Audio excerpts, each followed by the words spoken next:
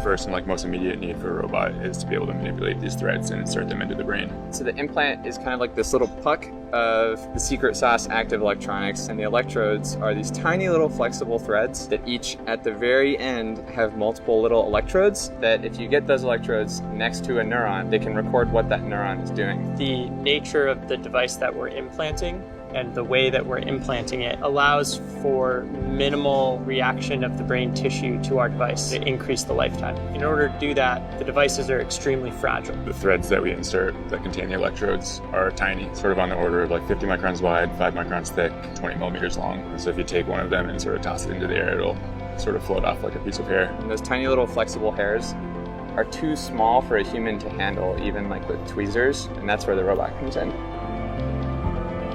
Computer vision and software, essentially high reliability software, is really important. We've gone from not really being able to track the moving brain, which is critical for humans because the human brain moves a lot, to having this OCT-based system that essentially gives us this 21 hertz real-time view of a 3D volume of the brain that we're looking at. What you're trying to do is very fine computer vision tasks and movement tasks to grab these threads.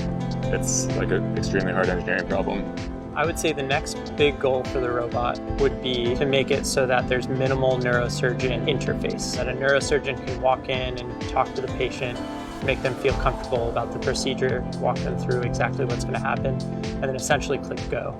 And the robot will be able to figure out exactly what the specific topography of the patient will be, target the areas, and take the surgery from the patient coming in and sitting down to them walking out of the door that same day. If we make this so automated and safe and fast that anyone can get it, even the idea of really fast keyboard and mouse for myself that I don't need to use my hands for is super alluring. I'm excited for the robot to help the human patient restore someone's motor function that they lost. That would be super cool.